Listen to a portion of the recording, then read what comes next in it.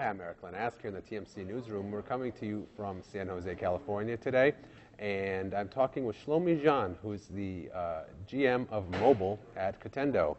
Shlomi, thanks for joining me. Thank you, Eric. So wanted to talk a little bit about mobile website performance, and specifically, tell me a little bit about the challenges that people face with mobile site performance. Yeah, let's talk about our own challenge, right? You know, it's always good. You're trying to shop, you're trying to buy something, you're at the store, you'd like to use your phone, who happen to have internet connection. Click on your favorite site, compare pricing, perhaps, and it starts spinning. And spinning, same thing could happen when you're at the airport, trying to look at your flight status, or maybe when you're trying to check your reservation for your hotel while on the road. What we're seeing is that the mobile experience, as we call it, and we measure for us experience is speed, how fast those sites are being rendered, is far from being satisfactory. We're all used to 1-2 seconds at home when we're connected to the PC. On the smartphone connected to a wireless network, it is much longer. Is it better now that we're getting some faster wireless networks out there? Very good question. We think that faster networks will help, but we don't think that the problem will go away. It's like computers, right? We used to have, the older computers. They got better and more CPU power. The more CPU power they had, the more consumptions, the heavier the applications, the more demanding the applications were. And we're seeing, huge traffic growth in terms of mobile. More and more users are using mobile devices, and there are so many towers out there. There'll be more towers. There'll be faster networks, protocols. But at the end of the day, we think the demand will always exceed, supply. And, latency will always be an issue.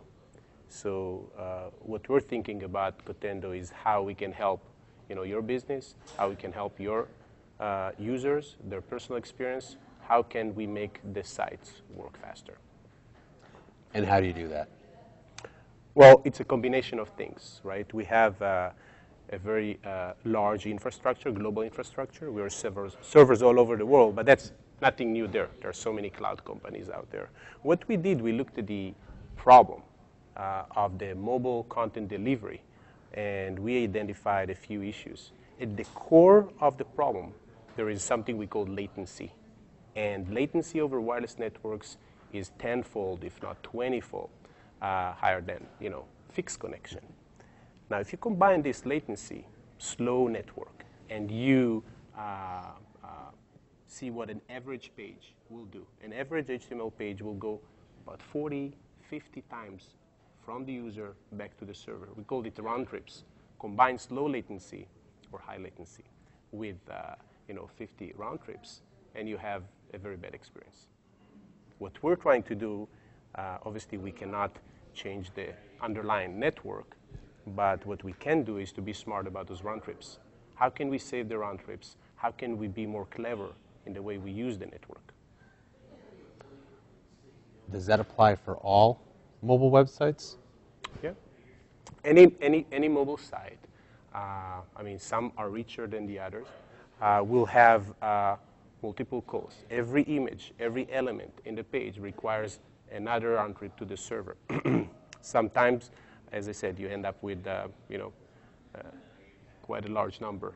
And our job is to try and minimize that. Our job is to try and help you when you send and receive content to do more with less. Do you have an example or two of ways that you've helped mobile sites achieve that kind of optimization? Of course, I'll give you 2 or 3 examples. Sure. Let's start with retail. Let's assume you are selling applications or digital content on the web or mobile. Today we hear more and more about app stores. App stores basically are stores, right? People will go out and buy a game, will download an application. The more downloads the store can accomplish, the better the service is. They can monetize better through advertisement, through complete transactions. One of the app stores out there is called GetJar.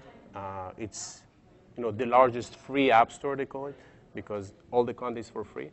And we help them accelerate content delivery. We help them actually, they reported back about 33% improvement in performance. Can't guess what the impact to the bottom line is, but I think it's positive. Another example is a real estate site. You know, we all out there every few years shopping for houses. We want to look, it's mostly weekend traffic, and most of the real estate sites do report on high spikes, you know, traffic spikes during the weekend. Now, back in the days, we used to go house to house and pick up the brochures and, you know, look and talk to the agent, take some notes. Today, the smartphone is changing everything. You just pull your smartphone, your iPhone, your Android device, and you can just look up by the house name or the house address, find, you know, the history of the house, find all the facts, you know, for how much it was sold, etc. What we realize is that if, you know, this service is faster, for example, one of our customers, a company called Redfin, then, you know, the abandon rate is lower and satisfaction for users is higher. As a result, they have, you know, better affiliation to the brand, Redfin.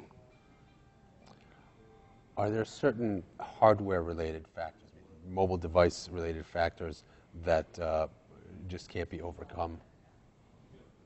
Well, if I understand you correctly, you're talking about better hardware, or like, for instance, you know, your memory on your mobile device becoming very, very full.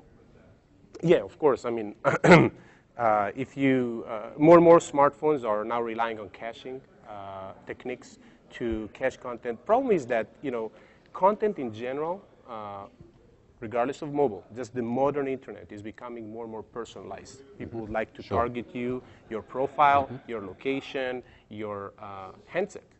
You know, it could be on a BlackBerry or an iPhone, and different handsets will have different content. This makes the modern internet less cacheable.